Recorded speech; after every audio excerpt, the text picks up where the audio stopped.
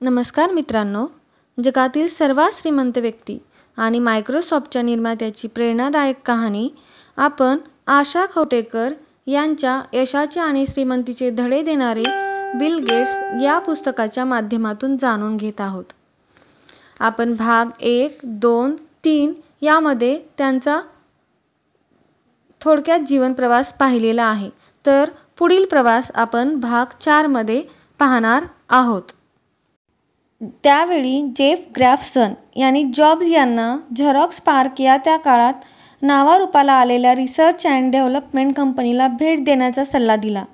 त्या कंपनीत काही नाविन्यपूर्ण उत्पादनावर काम केले जात होतं. तिथे गेल्यानंतर मात्र स्टीव्ह यांना आश्चर्याचा धक्काच बसला, कारण तिथे त्यांना कॉम्प्युटरवर मल्टिपल विंडोज ओपन होत असल्याचा दिसला. त्याचबरोबर ग्राफिक्सचा वापर करून आणि माऊसचा वापर करून कॉम्प्युटरवर काम केले जात होते. स्टीव्ह यांना हे पूर्णतः नवीन होते. ते आविष्कार बघून स्टीव्ह खूपच आनंदित झाले. त्या कंपनीला त्यांनी $1 दशलक्ष गुंतवणुकीची ऑफर दिली. आपल्या कंपनीत परत आल्यावर त्यांनी एक टीम बनवली, जिचं नाव ठेवलं मॉक टीम. ही टीम मॅकनेटॉश कॉम्प्युटर बनवण्याचं काम करणार होती. यासाठी त्यांनी अतिशय महत्त्वाकांक्षी लोकांना एकत्र केले. स्टीव्ह आता जोमाने कामाला लागले. आपल्या कामाबद्दल अग्रेसिव्ह झाले. त्यांच्या या काम करण्याच्या पद्धतीवर त्यांची टीम मात्र खुश नव्हती. कंपनीला या परिस्थितीत नवीन मॅनेजरची गरज भासू लागली. नवीन मॅनेजर नेमल्यास कामात क्रिस्प राहील आणि तो मार्केटिंगवर लक्ष देईल असं त्यांना वाटत होतं. मग त्यांनी पेप्सीचे जॉन कली यांना ॲपलचे नवीन CEO बनवले. आता मॅकिंटॉश हार्डवेअरच्या दृष्टीने पूर्णतः तयार होता, पण त्यासाठी आता एका सॉफ्टवेअरची गरज होती.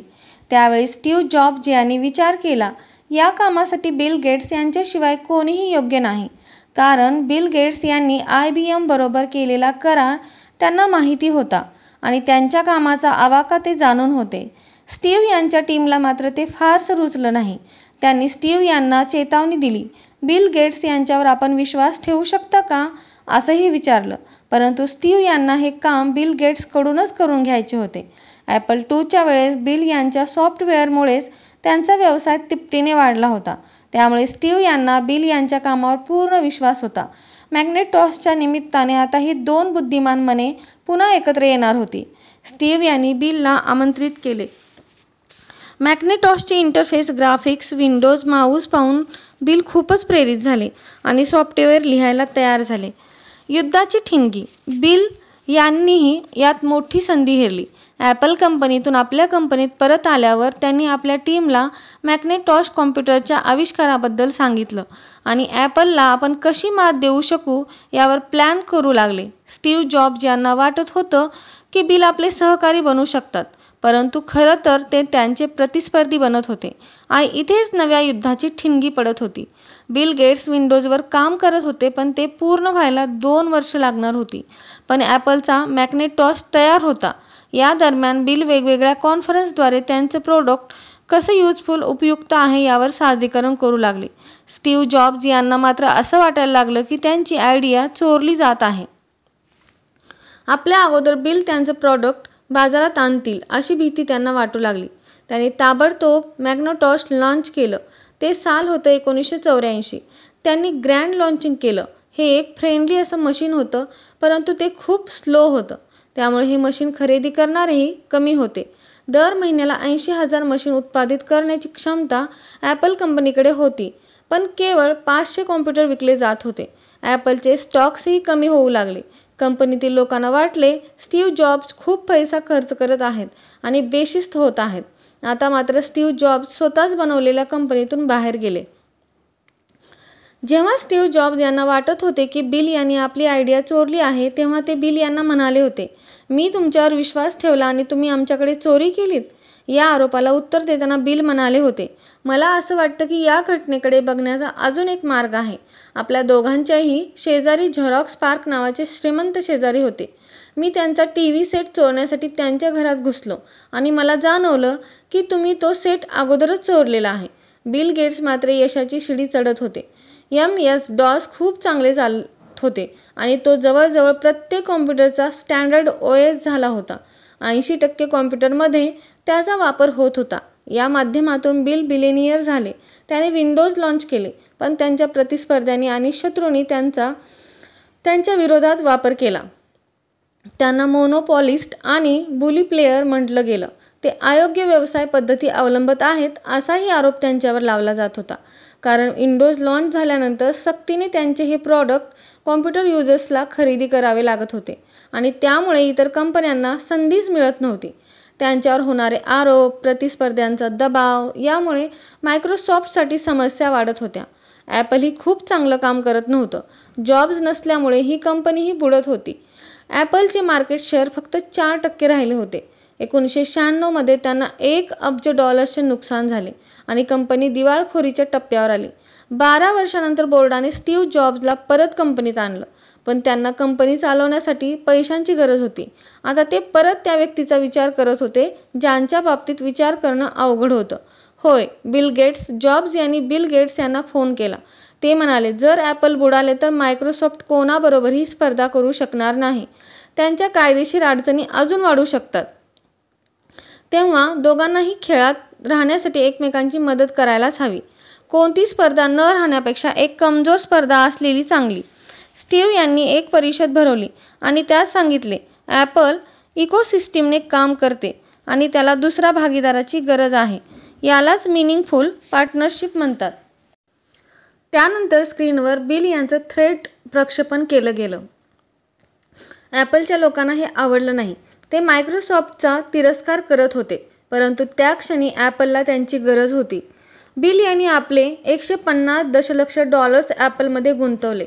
नंतर पुढील काळात ॲपलने iMac कॉम्प्युटर लॉन्च केला. खूप सुंदर दिसणारे असे हे मशीन होते. 2001 मध्ये iPod लॉन्च केले. त्यात आपण हजारो गाणी ऐकू शकतो. हीच टेक्नॉलॉजी इंटिग्रेट करून आयफोन्स लॉन्च केले आणि या प्रोडक्टच्या माध्यमातून ॲपल ही जगातील सर्वात मोठी नफा कमविणारी कंपनी बनली. ही कंपनी टेक्नॉलॉजीमध्ये खूप पुढे होती. बिल तेव्हा इमेज प्रॉब्लेममधून जात होते. त्यांनीही निर्णय घेतला की ते लोकांसाठी काहीतरी चांगलं करतील. त्यासाठी त्यांनी बिल अँड मेलिंडा गेट्स फाउंडेशनची स्थापना केली. या प्रवासात बिल आणि स्टीव्ह कधी मित्र झाले तर कधी प्रतिस्पर्धी झाले. पण हे मात्र नक्की की या दोघांनी एकत्र येऊन कॉम्प्युटर इंडस्ट्रीमध्ये नवे आयाम स्थापित केले. जीवनात योग्य वेळी संधी समजून घेणं आणि त्यावर काम करणं खूप आवश्यक आहे. काम करणं सगळ्यात जास्त महत्त्वाचं आहे. कारण अनेक जणांना संधी तर मिळते, पण ते काहीच काम करत नाहीत आणि संधी हातातून निघून जाते. स्वतः सगळं काम करायला हवं असं काही नसतं. अनेकदा दुसऱ्यांकडून काम करूनही घेता आलं पाहिजे. तुमच्याकडे आयडिया असेल तर कधीही हार मानू नका. संधी सोडू नका. आपण ते कसं पूर्ण करू शकतो यावर विचार करा. ते काम स्वतः करा किंवा कोणाची तरी मदत घेऊन करा. बिल यांनीही तेच केलं. जिथे जिथे संधी मिळेल तिथे तिथे ते हातात घेतली, त्यावर काम केलं. अनेकदा आपल्या समस्या येत आहेत हे जाणवल्यानंतर दुसऱ्यांची मदत घेतली. यश मार्गावरील काही चुका. जगातील सर्वात श्रीमंत व्यक्ती बनत असताना आणि त्या मार्गावर चालत असताना बिल यांच्याही हातून काही चुका झाल्या असं त्यांचे सहकारी मानतात. तर अडथळे येणं, चुका होणं हा जीवनाचा अविभाज्य भागच आहे आणि यशाचा आनंद साजरा करण्यापेक्षा चुकांमधून शिकणं जास्त महत्त्वाचं आहे असं बिल म्हणतात.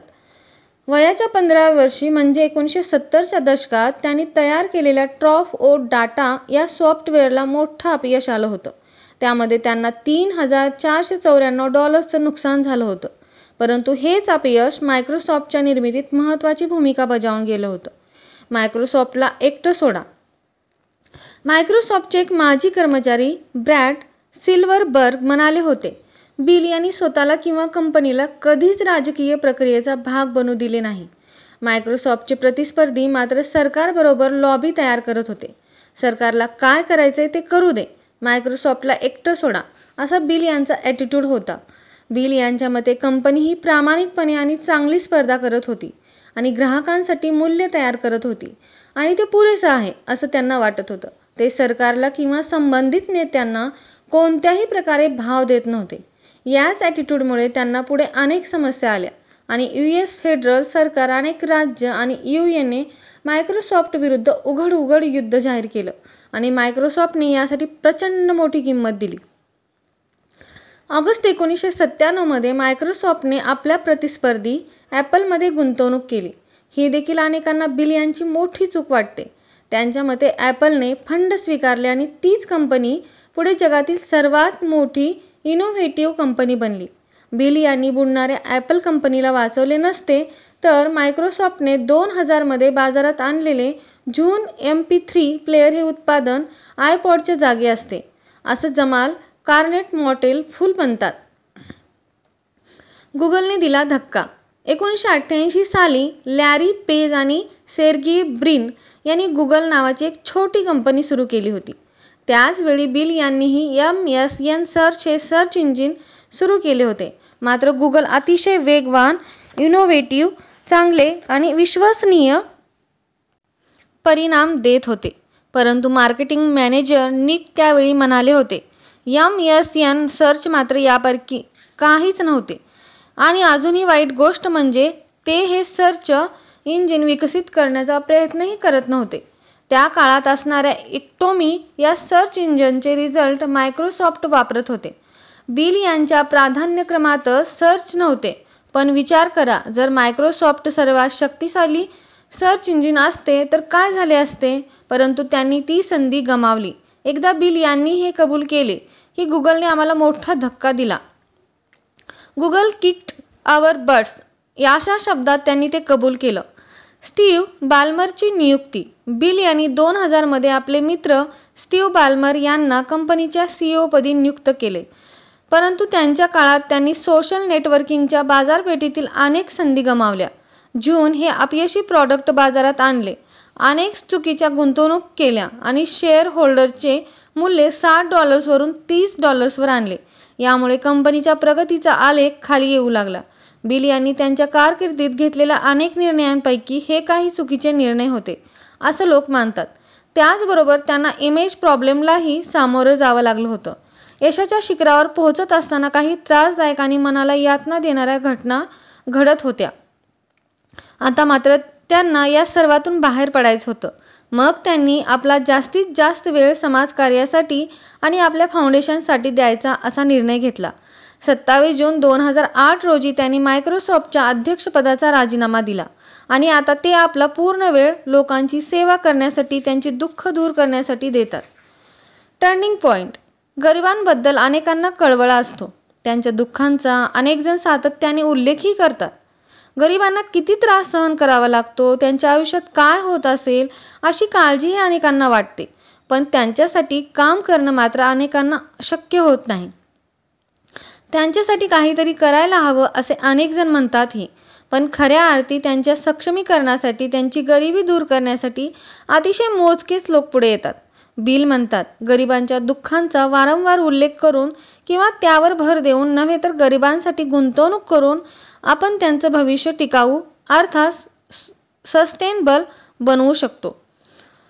आपल्या आयुष्याचा टर्निंग पॉइंट सांगताना बिल म्हणाले, 1993 साली सुट्ट्यांमध्ये मी आणि मेलिंडा प्राणी पाहण्यासाठी आफ्रिकेला गेलो होतो.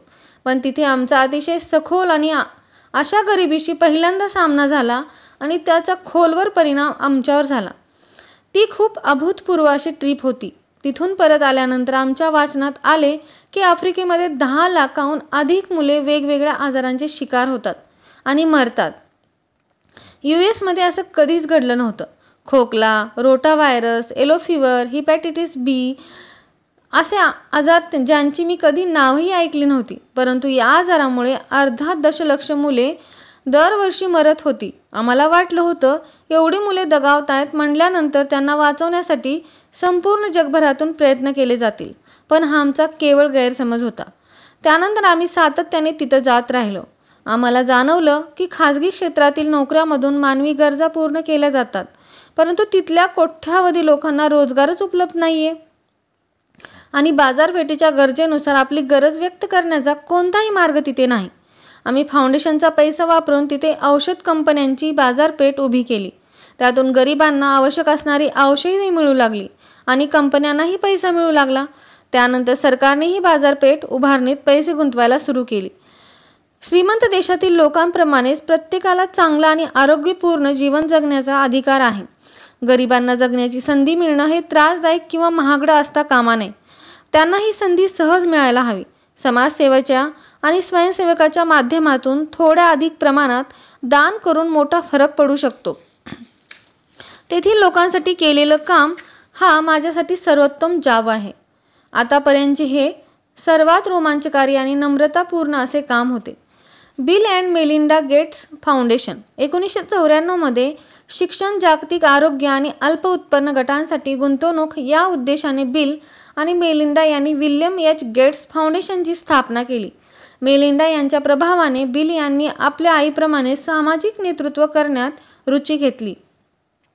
अमेरिकेतील महान उद्योजक अँड्र्यू कार्नेगी आणि जॉन डी. रॉकफेलर यांनी समाजासाठी केलेल्या कार्याचा त्यांनी अभ्यास केला.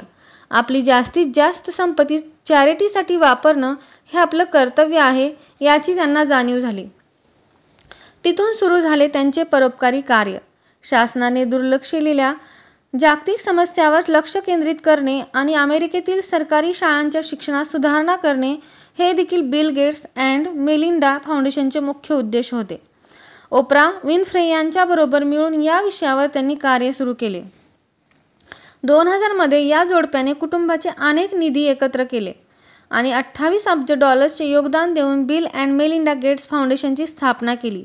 याच काळात बिल मायक्रोसॉफ्टच्या दैनंदिन कामकाजापासून दूर झाले. 1980 सालापासून मायक्रोसॉफ्टमध्ये काम करत असणाऱ्या त्यांच्या कॉलेज मित्राला म्हणजे स्टीव्ह ब्लामर यांना मायक्रोसॉफ्टचे CEO म्हणून घोषित केले. ते मात्र मुख्य सॉफ्टवेअर आर्किटेक्ट म्हणून काम पाहू लागले, कारण बिझनेसचा तोच भाग त्यांना उत्साही ठेवत होता. बोर्डचे अध्यक्षपद मात्र त्यांच्याकडे होतेच. पुढील काही वर्षांमध्ये बिल अँड मेलिंडा फाउंडेशनच्या कामात त्यांनी स्वतःला झोकून दिले. त्यांचा जास्तीत जास्त वेळ फाउंडेशनच्या कामामध्येच जाऊ लागला. 2006 मध्ये त्यांनी आपण मायक्रोसॉफ्टमध्ये पूर्ण वेळ काम करणार नसल्याचे जाहीर केले, कारण त्यांना फाउंडेशनसाठी जास्त गुणवत्तापूर्ण वेळ द्यायचा होता. 27 जून 2008 हा त्यांचा मायक्रोसॉफ्टमधील पूर्ण वेळ म्हणून शेवटचा दिवस होता. ते अध्यक्षपदावरून पाय उतार झाले आणि टेक्नॉलॉजी सल्लागार म्हणून काम करू लागले. त्याचबरोबर अनेक वर्षापासून CEO असणारे स्टीव्ह बाल्मर यांच्या जागी सत्या नडेला यांची नियुक्ती केली. आता मात्र बिल पूर्ण वेळ फाउंडेशनचे काम पाहू लागले. आपली पूर्ण ऊर्जा तिथे देऊ लागले.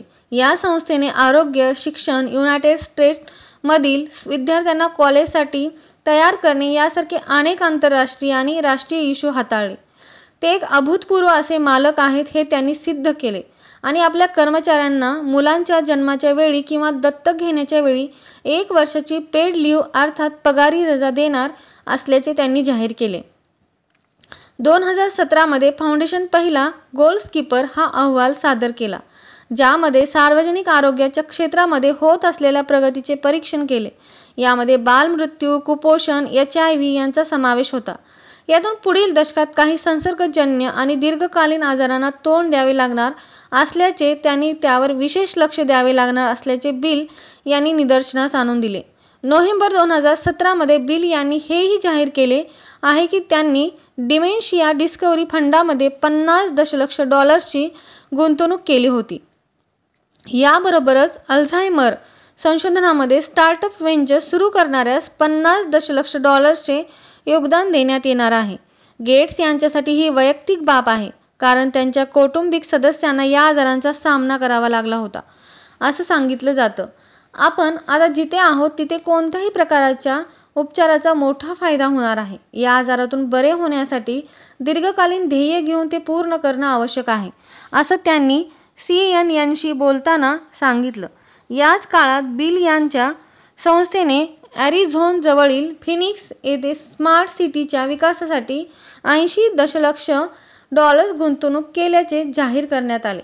बेलमॉन्ट नावाने हे प्रस्तावित शहर उभारले जाणार असून या शहरात high speed digital networks, data centre, उत्पादनाची नवीन तंत्र, स्वायत्त वाहने, स्वायत्त लॉजिस्टिक्स हब्स, अत्याधुनिक तंत्रज्ञान यांचा समावेश असणारा समुदाय तयार करण्यात येणार आहे. या प्रकल्पासाठी 25,000 एकर जमीन राखीव ठेवण्यात आली असून त्या जमिनीपैकी 3,800 एकर जागा कार्यालय, व्यावसायिक दुकाने आणि भाडेतत्त्वावर देण्यात येणाऱ्या जागांसाठी वापरण्यात येणार आहे. 470 एकर जागा सार्वजनिक शाळेसाठी तर 80,000 निवासी फ्लॅटसाठी उरलेली जागा वापरण्यात येणार आहे.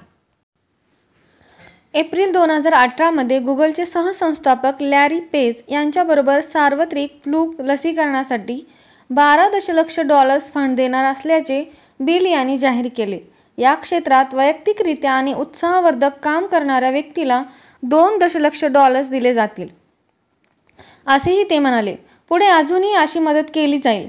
संसर्गजन्य आजार नियंत्रण, मलेरिया नियंत्रण, HIV नियंत्रण, TB नियंत्रण, कृषी संशोधन, फॅमिली प्लॅनिंग, कृषी विकास, हेल्थ पॉलिसी, स्वच्छता, आर्थिक नियोजन यासारख्या अनेक क्षेत्रांसाठी संस्थेतर्फे फंडिंग दिले जाते. सध्या हे जगातील सर्वात मोठे खाजगी चॅरिटेबल फाउंडेशन असून त्यांची एकूण संपत्ती $50.7 अब्ज आहे. एकूण 1,541 कर्मचारी या संस्थेसाठी काम करत आहेत. बिल आणि मेलिंडा गेट्स, वॉरन बफेट आणि विल्यम एच. गेट्स सिनियर ह्या संस्थेचे प्रमुख 3 ट्रस्टी आहेत.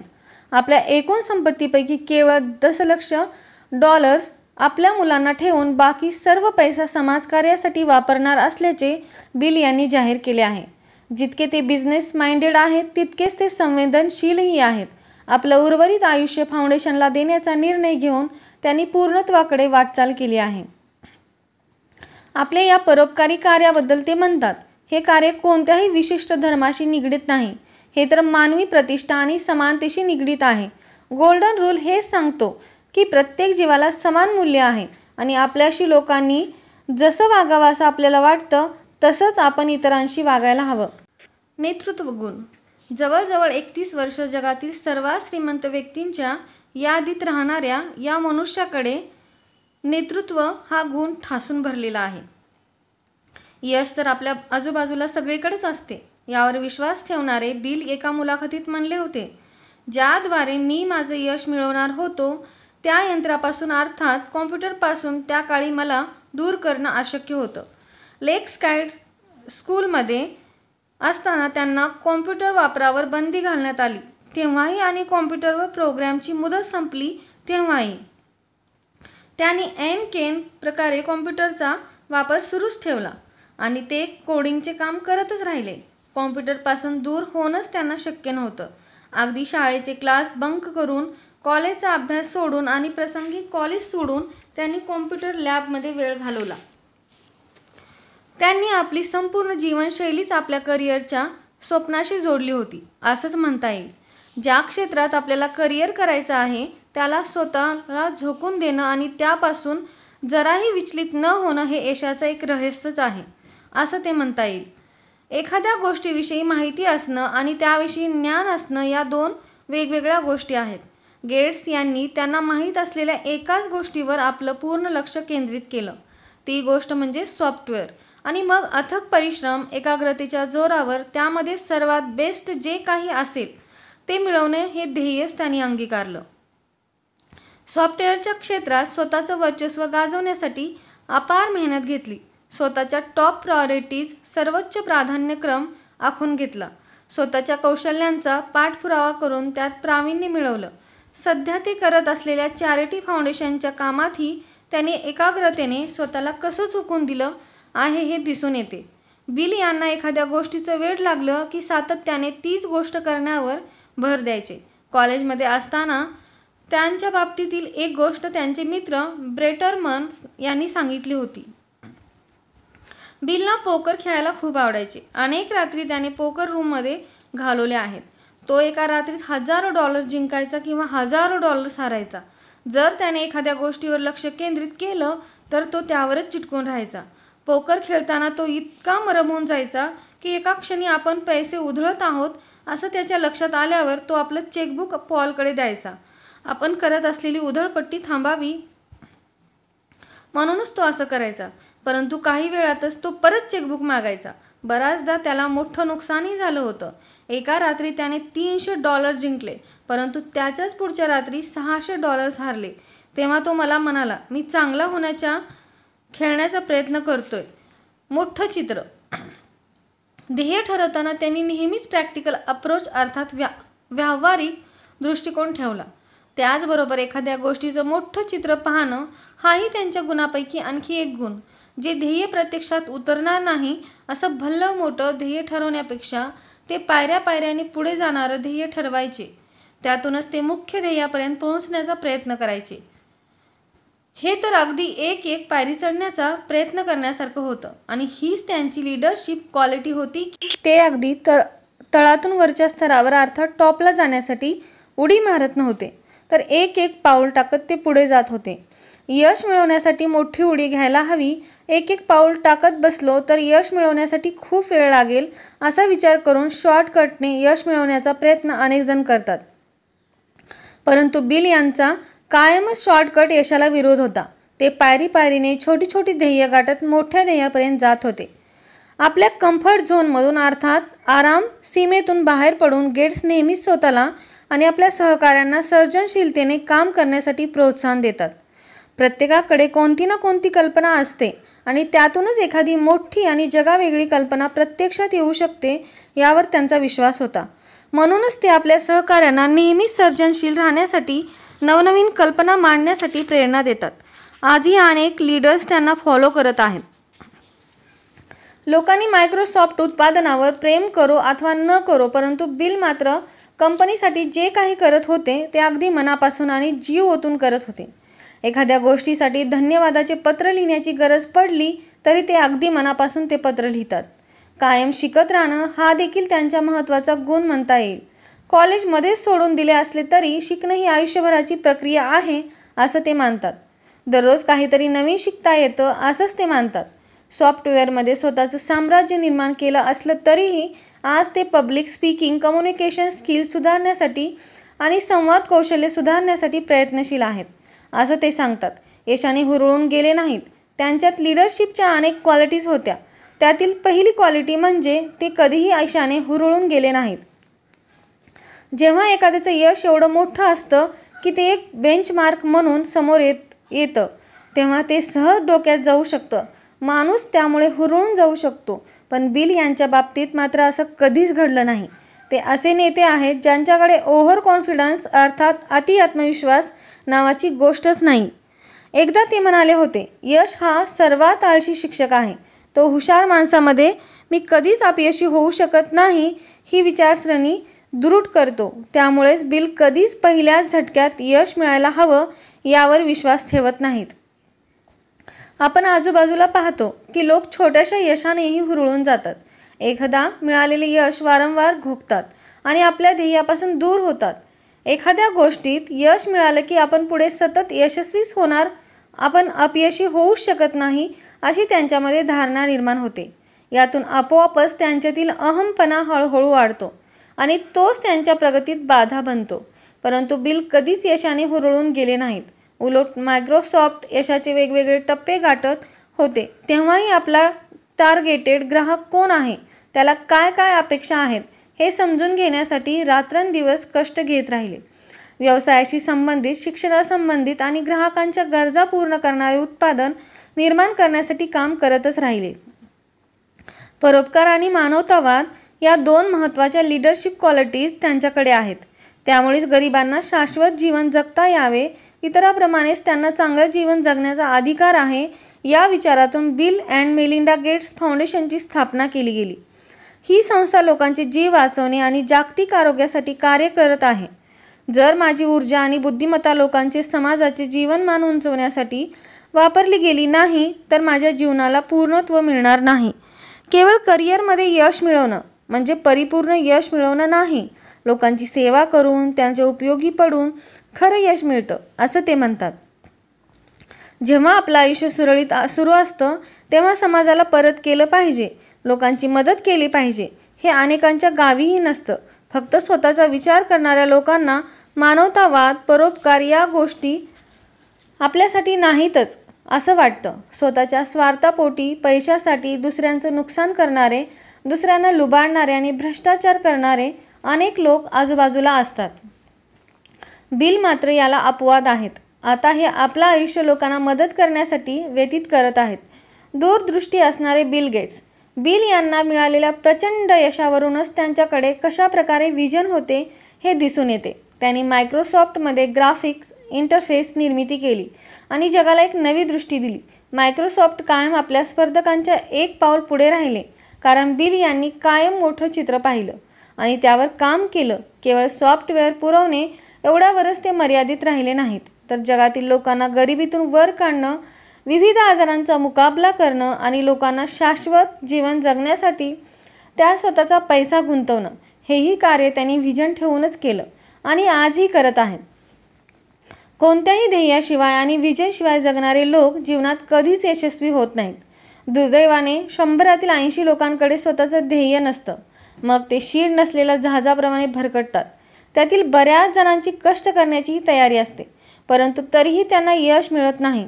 आपल्याला यश का मिळत नाही या विचाराने ते त्रस्त होतात, पण दूरदृष्टी नसल्यामुळे नक्की काय मिळवायचे हे स्पष्ट नसल्यामुळे त्यांना म्हणावं तसं यश मिळत नाही. बिल यांना मात्र आयुष्यात काय मिळवायचे, काय करायचे हे पक्क माहीत होतं, म्हणूनच ते यशस्वी ठरले.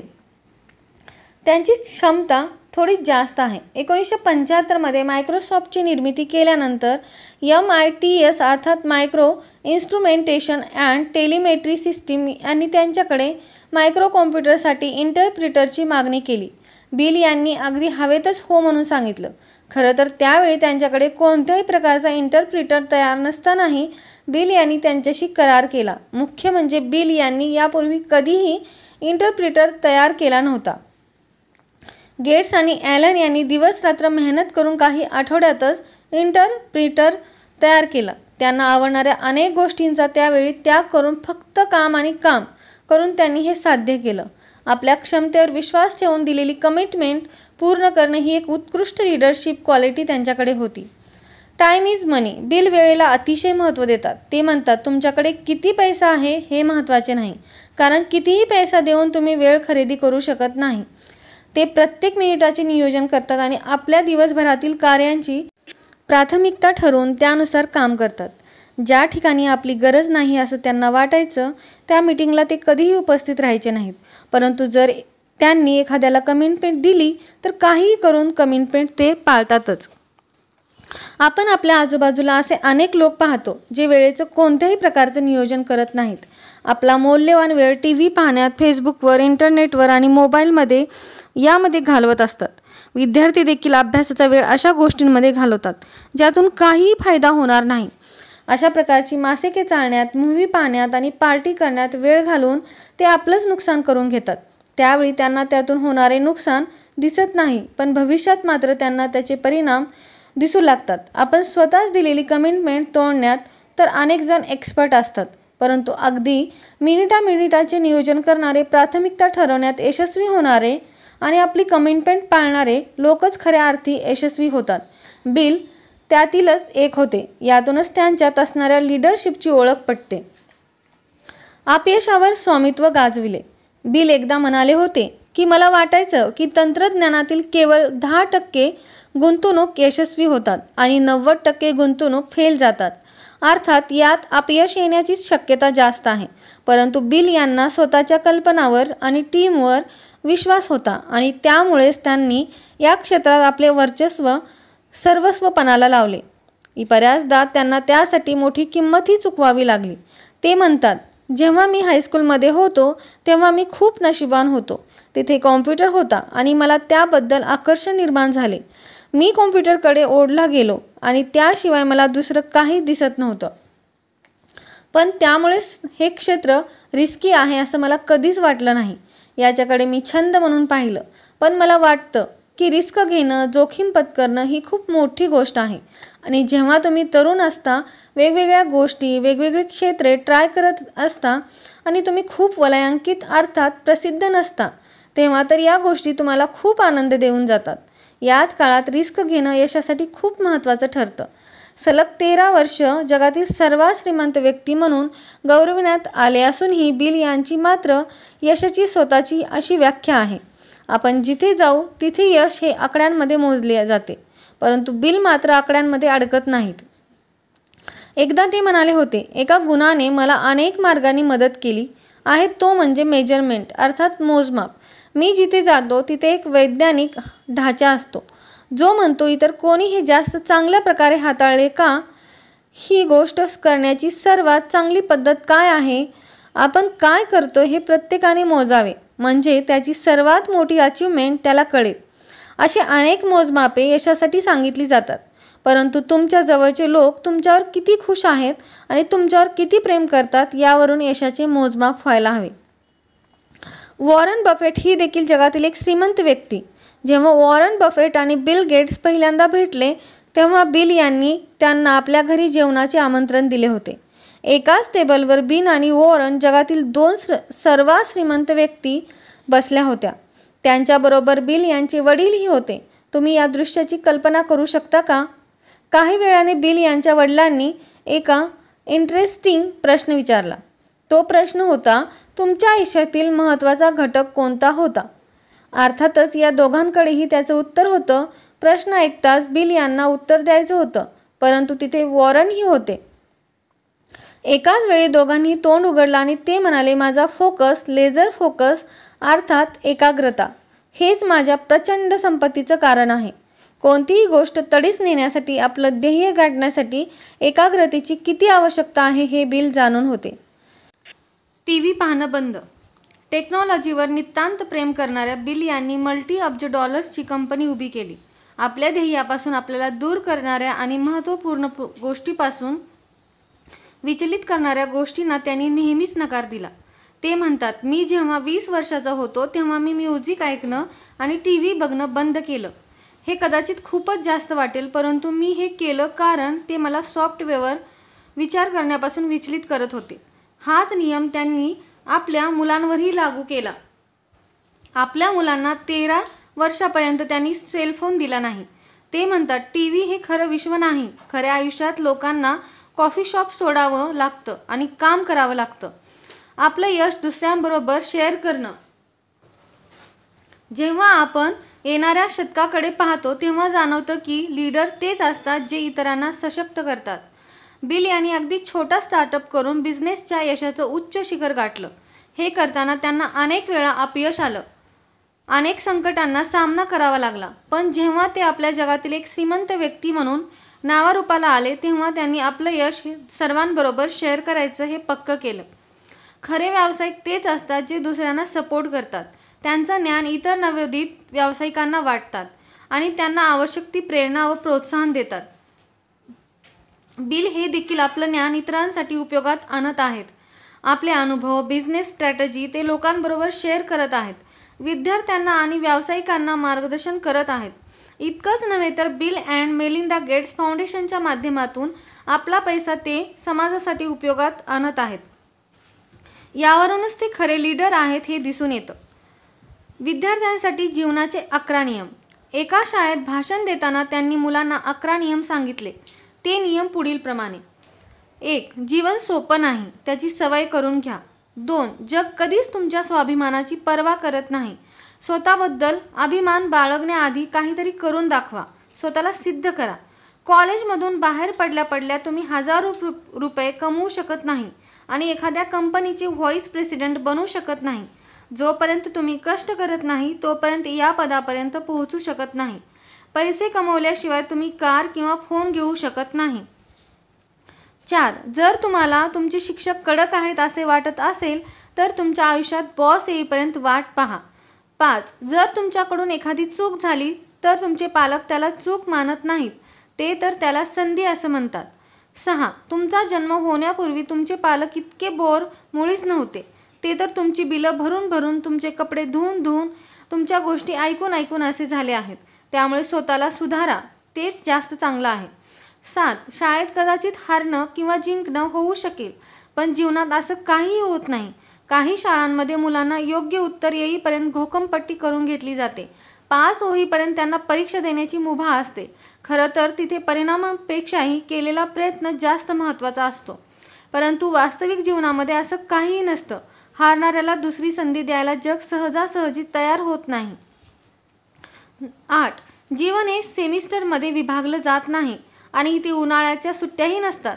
इथे तर तुम्हाला रोज स्वतःला सिद्ध करावं लागतं 8 तास काम करावं लागतं आणि प्रत्येक 10 आठवड्यानंतर तुम्हाला नवीन जीवनही मिळत नाही.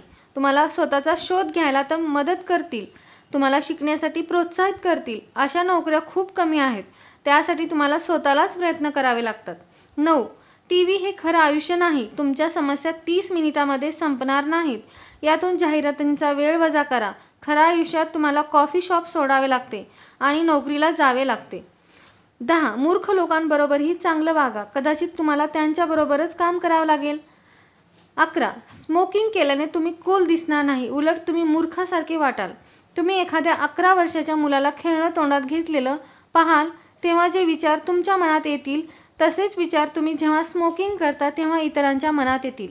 त्यामुळे जांभळे केस करून किंवा शरीराच्या वेगवेगळ्या भागांवर टॅटू काढून स्वतःला अभिव्यक्त करणं टाळा. व्यावसायिकांसाठी काही नियम. 1. बिल गेट्स कोणतंही काम उद्याच्या भरोशावर सोडत नाहीत. ते म्हणतात, कोणतंही काम उद्यावर ढकलत योग्य नाही. शक्य असेल तर त्याच वेळी पूर्ण करा. 2. बिल स्वतःला अजूनही तरुण समजतात. बिझनेस जगात या गोष्टींमुळे ते खूपच प्रसिद्ध आहेत. ते कायम सक्रिय राहतात.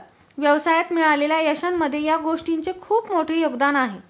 3. एका मुलाखतीत ते म्हणाले होते, यश मिळवण्यासाठी येणाऱ्या संधी ओळखणं खूप आवश्यक आहे. याचबरोबर हेही लक्षात ठेवा की कोणतंही काम कधीही छोटं किंवा खराब नसतं. काम हे कामच असतं. 4. आपल्या भीतीशी लढा आणि आपल्या आजूबाजूला नेहमी चांगले लोक ठेवा जे आपल्याला सकारात्मकता देतील. अशाच लोकांच्या सहवासात राहा. नकारात्मक गोष्टी सांगणाऱ्यांपासून दूर राहा. बिल यांनी हार्वर्डचे शिक्षण सोडून बिझनेसमध्ये उडी घेतली. अनेक वेळा आपल्यातल्या जीवनात जोखीम पत्करावी लागेल असं ते म्हणतात. स्वतःवर विश्वास ठेवा आणि आपल्या विजनवरही विश्वास ठेवा असं ते म्हणतात. बिल गेट्स यांना मिळालेले काही सन्मान. 1992 साली national medal of technology and innovation. 1994 साली ब्रिटिश कॉम्प्युटर सोसायटीचा 20वा डिस्टिंग्विश फेलो अवॉर्ड. 1997 मध्ये एंटरटेनमेंट न्यू मीडियामध्ये उत्कृष्ट योगदानासाठी सॅटेलाइट स्पेशल अचिव्हमेंट अवॉर्ड. 2010 मध्ये बिझनेस लीडरशिपसाठी बॉवर अवॉर्ड. असे अनेक सन्मान त्यांना त्यांच्या जीवनामध्ये मिळालेले आहेत. अशाच नवनवीन कथा ऐकण्यासाठी व जीवनचरित्र ऐकण्यासाठी चॅनलला लाईक, शेअर व सबस्क्राईब करा.